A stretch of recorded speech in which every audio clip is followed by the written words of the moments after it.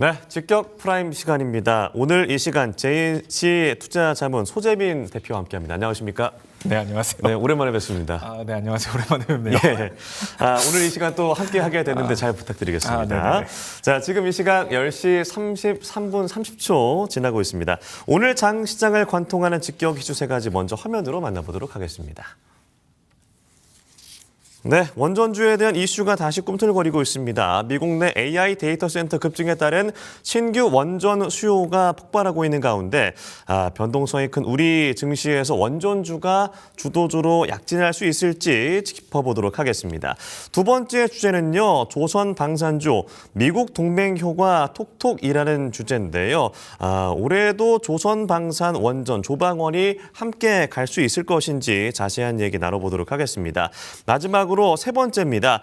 자, 워시 쇼크를 딛고 어제 급등한 삼성전자와 SK하이닉스, 오늘은 좀 주춤한 흐름 보이고 있는데 일희일비하고 있는 반도체주 변동성이 계속해서 이렇게 확대가 되는 것인지 짚어보도록 하겠습니다. 네, 일단 원전주에 대한 이슈 얘기를 해보도록 하겠습니다. 미국 내 AI 데이터 센터 급증에 따른 이 전력난 그리고 신규 원전에 대한 기대감 여러 가지 얘기들이 있는데 일단 대형 원전 프로젝트 수주 예상 규모, 우리 기업이 참여할 가능성들 어떻게 좀 예상하세요? 뭐 높겠죠. 사실 지금 원전주가 올라가고 있는 것들을 아까 이제 앞부분 보신 분들은 아시겠지만 사실 저는 그런 관점으로 보진 않거든요. 뭐 우리나라 원전 기업들이 이런 것들을 참여를 해서 수주가 막 잘 될 것이다. 뭐 사실 이러한 전망은 다들 알고 있는 내용이잖아요. 그래서 사실 진짜 중요한 게 예를 들어 원전을 내가 투자를 하고 있어요. 원전에 관심이 있어요.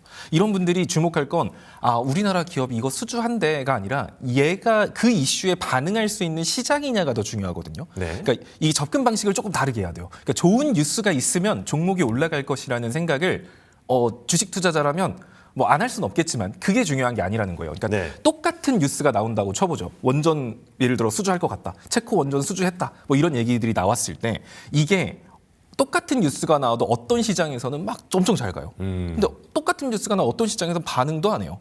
그러니까 이래서 여러분들이 투자를 포인트를 잡을 때 내가 원전을 투자를 하고 있어. 원전에 관심이 되게 많아. 그러면 이 원전이 움직일 수 있는 상황을 내가 알아야 돼요. 그거를 알고 투자를 해야지 뉴스 보고 투자하면 안 되거든요. 네. 그래서 아까 앞부분에 이제 제가 전 타임에 남겨드렸던 내용 중에 하나가 결국 원전 관련주가 움직이기 위해선 데이터 센터에 대한 관심이 커져야 돼요. 전력에 대한 수요는 뭐 계속 높겠지만 그거보다도 더 중요한 게 데이터 센터에 대한 시장에 관심이 있어야 되거든요. 근데 만약에 그렇다고 쳐보죠. 이번에 구글 실적이 완전 진짜 안 좋게 나왔어요. 안 좋게 나와가지고 사람들이 AI 소프트웨어 이거 돈도 안 되겠다. 이거 갖다 버려야겠다. 이제 이 돈 주고 데이터 센터를 지어? 안 지어. 막 이런 식의 분위기가 만들어졌다 쳐보죠. 그럼 원전주 움직일까요? 데이터 센터에 대한 수요가 떨어졌는데 원전 뭐 전력 수요 뭐 어떻게든 되겠지 뭐 관심 없어 이래 버린다고요. 근데 이제 AI 소프트웨어가 약간 돈벌이가 되네. 그럼 데이터 센터 더 열심히 지어야겠네. 야 데이터 센터 진짜 많이 짓자. 그랬을 때 와 그럼 전기 엄청 먹겠네. 그럼 원전 이렇게 연결이 되는 거거든요. 그래서 원전 관련주들 투자하시는 분들은 항상 먼저 생각해야 될 게 데이터 센터에 대한 시장 관심이 커질 수 있는 시점이냐 아니냐가 중요한 거고 지금 만약에 그러니까 내일 되겠죠. 내일 이제 구글 딱 뚜껑 열었는데 구글에서 AI 소프트웨어 막 이제 호실적을 바탕으로 구글이 막 시간 내서 올라가고 미국 선물이 올라가요. 그러면 2월 달에 원전이 좀 다시 한 번 더 고점을 갱신하는 강한 상승이 나올 수 있겠죠. 그러면 이거 나왔으니까 AI 소프트웨어에 대한 기대감이 커졌네. 데이터 센터 이슈 만들어지겠다. 데이터 센터 이슈 만들어지면 당연히 거기에 수혜를 받을 수 있는 건 ESS, 원전, SOFC, 뭐 전력 설비 이런 쪽이니까 얘네들 쪽으로 순환매가 조만간 한번 나오겠네. 이렇게 보면 돼요. 이제 근데 만약에 내일 딱 눈을 떴는데 구글 실적 발표가 완전 와 큰일 났다 이거. 이렇게 엄청 좋을 줄 알았는데 뭐 물론 좋았는데 고작 이 정도밖에 보여주지 못했는가? 약간 이러면서 막 구글이 빠져요. 그러면 우리나라 뭐 원전에 대한 수주의 기대감, 전력 설비 뭐 기대감, 뭐 전력 수요가 높을 것 같은 기대감, 뭐 이런 뉴스들이 나온다 한들 거의 반응 안 할 거예요. 거기 올라가는 척하다가 빠지겠죠. 그러니까 여러분들이 주목할 건 이런 포인트들을 알아야 된다는 거예요. 원전 그냥 어떤 수주가 잘 될 것 같나요? 그럼 뭐 잘 되겠죠. 당연히 잘 될 건데 그것보다는 한 단계 더 생각을 해서 이제 내일 있을 이런 걸로 원전이 움직일 수 있는 상황이 만들어지는가가 좀 더 원전 관련주에 중요하지 않을까. 그래서 투자자분들이 중요하게 체크할 건 내일 구글 실적 발표 나오고 구글이 호실적이고 시장이 좋게 반응하면 원전주 고점 갱신할 가능성 높은 거고, 그렇지 않다라고 하면 뭐 원전에서 좋은 이슈가 나온다라고 하더라도 당분간은 한 번 더 저점 테스트를 하러 내려갈 가능성이 높다라는 거. 그럼 투자자분들은 이거 기준점을 잡으면 미리 대응을 할 수 있겠죠. 이렇게 하시면 좋을 것 같아요. 그럼 단기적 관점에서는 진짜 내일 있을 구글의 실적 발표를 보고 판단하셔도 늦지 않다라고 이해하면 되는 건가요? 그렇죠. 아니면은 이제 근데 구글 실적 나쁠 리가 없잖아, 이렇게 생각하시는 분들은 네. 그냥 지금 들어가요. 지금 들어가서 실적 딱 깠는데 좋아. 그럼 이제 잘 잡은 거죠. 근데 딱 깠는데 실적 별로야. 그렇다고 해서 원전주가 바로 무너지진 않을 거예요. 직접적으로 관련성이 없는 거기 때문에. 그러면은 별로다 싶으면은 그냥 어제 산 거 그냥 팔아야겠다. 약손실 보고 좀 비중을 줄이면 되겠다. 뭐 이런 느낌으로 여러분들이 대응을 하시면 될 것 같습니다. 예. 그리고 또 중장기적인 호재라고 한다면 이 올해 6월에서 7월에 도입 예정인 국민성장펀드에 이 편입될 예정인 그런 원전주들일 텐데 이게 뭐 장기간도 묶여 있고 또 특혜가 좋기 때문에 여러 사람들이 좀 참여할 것 같은데 이 부분에 대한 어떤 수혜 예상도는 좀 어떻게 그려보세요? 그죠. 국민성장펀드 사실 여기도 얘기를 하자면 좀 길어질 것 같기는 한데 네. 일단은 그냥 결론만 말씀드리면 당연히 좋을 것 같아요. 저는 사실 원전뿐만이 아니라 결국 그 국민성장펀드가 돈이 어디로 들어가냐를 생각해 보면 결국 AI 산업 쪽이거든요. 결국 그러면 AI 산업 자연스럽게 뭐 원전 쪽으로 강림이 안 들어간다라고 하더라도 네. AI 산업하고 뗄래야 뗄 수 없는 게 결국 또 데이터 센터잖아요. 그리고 전력망 다시 깔아야 되는 거. 그랬을 때 원전 섹터 같은 경우는 당연히 거기에 따른 수혜를 안 받을 수는 없겠죠.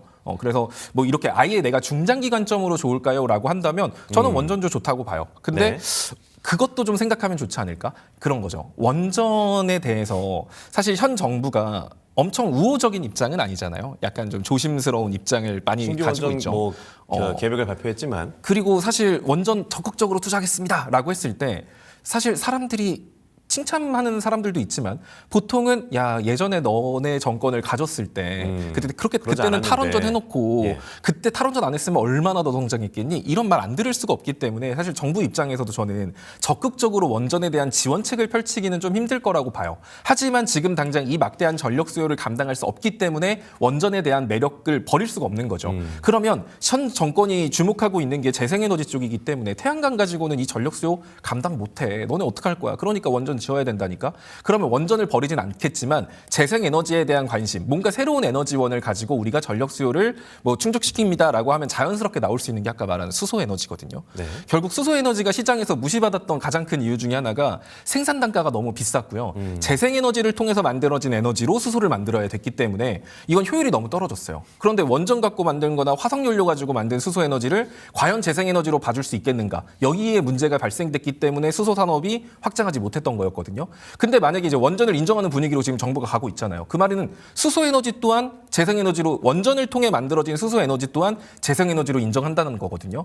그러면 지금까지 ESS라던가 에너지를 저장시켜 놓기 위해서 만들어 막 그런 ESS 관련주들 이런 것들이 움직였는데 수소에너지로 전환하면 보관이 굉장히 용이해요. 그리고 이거를 다시 전기로 바꿨을 때 친환경적이죠. 그래서 원전 쪽을 좋게 보시는 분들은 원전만 좋게 보지 마시고 원전을 통해서 연결될 수 있는 게 수소기 때문에 수소에너지 쪽으로 여러분들이 좀 더 관심을 보시면 더 안정적으로 볼 수 있지 않을까? 뭐 이런 생각이 듭니다. 네, 알겠습니다. 원전주에 대한 이야기 정리를 해봤습니다. 다음 주제 넘어가 보도록 하죠.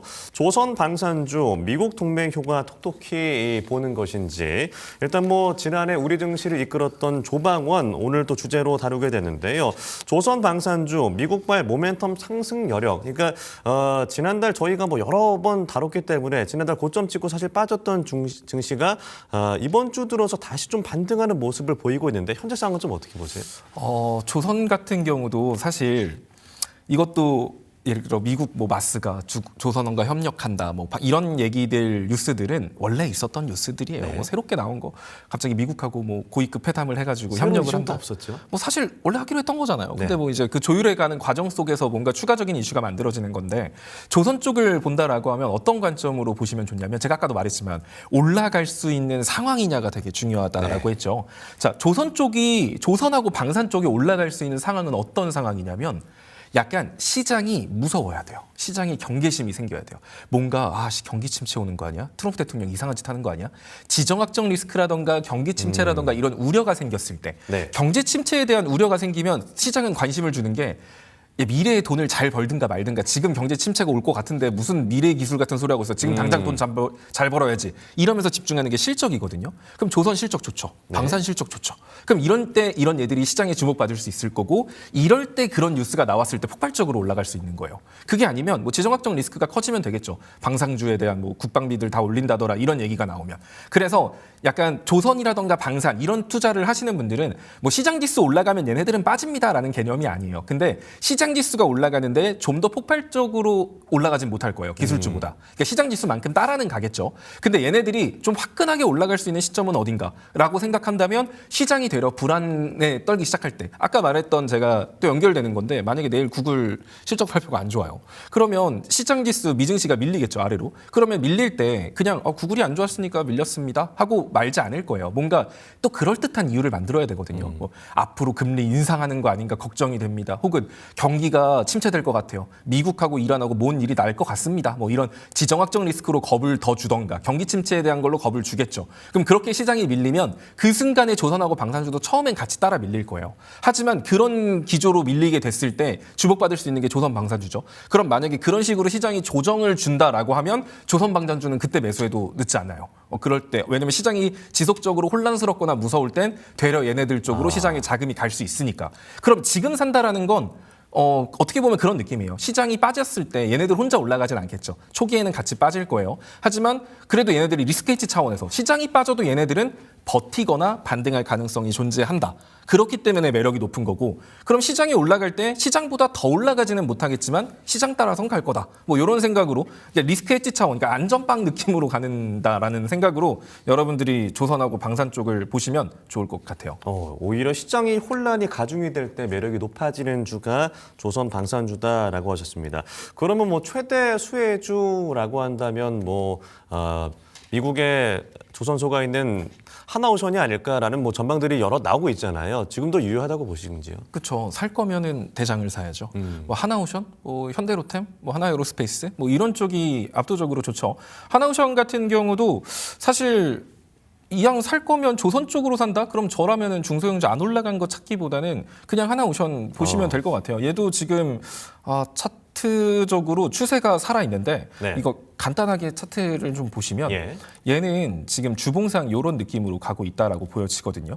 이런 느낌으로 가고 있기 때문에 지금 이 종목은 만약에 해당 종목이 밀린다라고 하면 뭐 진짜 12만 5천 원? 뭐 이렇게도 밀릴 수 있기는 해요. 네. 하지만 거기까지 떨어진다라고 해서 추세가 이탈되는 건 아니기 때문에 그 정도 오면은 마침 여기 61선, 121선 있네요. 그래서 하나오션 투자 중이신 분들 같은 경우는 이 정도 온다라고 하면 겁먹지 말고 좀 더 사셔도 괜찮고 신규 진입하고 싶다 하시는 분들은 이 라인 보셔도 좋아요. 그리고 나는 이걸 정말 중장기로 보고 싶어라고 한다면 얘가 이 추세대로 움직일 가능성 높기 때문에 추세선 상단 부근 왔을 때는 여기 추세선 상단 부근 왔죠. 이럴 때는 비중을 좀 줄이고 추세선 중단 아래로 다시 사고 여기서 올라가면 다시 한 번 더 추세선 상단 부근 그때는 한 15만 7천 원 정도 될 거예요. 거기 오면 또 일부 비중 줄이고 이런 식으로 중장기적인 관점으로 가더라도 이 추세에 맞춰서 매매를 하시면 여러분들이 조금 더 효율적으로 매매가 가능하실 겁니다. 네. 오늘 하나 시스템 10% 넘게 급등을 하고 있고, 말씀하신 대로 시장이 혼란이 가중이 될 때 매력이 있는 어떤, 섹터다라고 말씀을 해주셨는데, 좀 지금이 약간 혼란스러운 시기가 아닌가라고 생각하는 분들도 있을 것 같아요. 지정학적 리스크라든가 아니면 금리는 어떻게 되는 것이고 연준 의장이 케빈 허시가 지목이 됐는데 어떻게 방향이 이어질지 현재 그럼 조방원 포트에 좀 뭔가 좀 담아보겠다라고 하신 분들은 비중을 좀 어떻게 조절하는 게 좀 좋을 것인가 조언을 해주신다면요? 비중을 어떻게 한다? 네. 저는 사실 방산 쪽은 이게 그런 거거든요. 그러니까 이 지정학적 리스크로 만약에 시장이 빠진다라고 해도 결국 이게 지속될 가능성보다는 미국하고 이란하고 예를 들어 투닥한다고 했을 때 이게 엄청 길어지진 않을 거예요. 그래서 엄청 제가 생각하기에는 저는 조방원 쪽에 내 과비중을 넣는 건 좀 그렇고 해지 차원 정도의 느낌 안에서 그러니까 내가 투자를 뭐 100% 안 해서 그래도 우리가 원래 포트를 항상 구성을 할 때 한 방향성으로만 움직이는 포트들로만 구성을 하면 시장 빠질 때 대책이 없거든요. 그래서 이런 관점으로 조방원은 무조건 시장 빠지면 올라간다라는 의미가 아니에요. 시장 올라가면 따라 올라가요. 하지만 시장 지수만큼 올라갈 거고 시장이 빠졌을 때 버티거나 되려 올라갈 수 있는 특성을 가지고 있는 종목이기 때문에 이런 부분에서 본인이 매력을 느낀다라고 한다면 저라면은 조방원 쪽 뭐 포트에서 한 20%, 25% 정도? 요 정도까지는 괜찮다라고 보고요. 조선하고 방산하고 원전 쪽을 본다 그러면 저는 개인적으로 원전 하고 수소를 좀 묶어서 같이 좀 비중을 담으시고 방산 쪽 같은 경우는 사실 조금 애매하기는 해요. 이쪽은 정말 비빌 수 있는 게 지정학적 리스크 커져야 되는데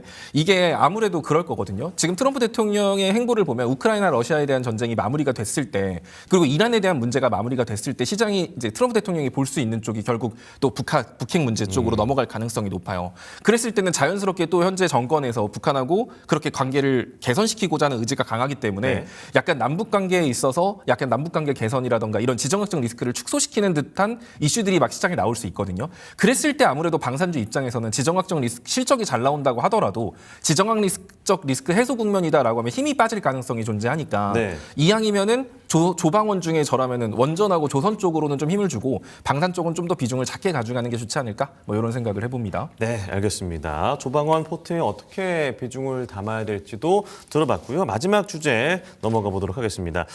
일일비하고 있는 반도체주 변동성이 확대되는가?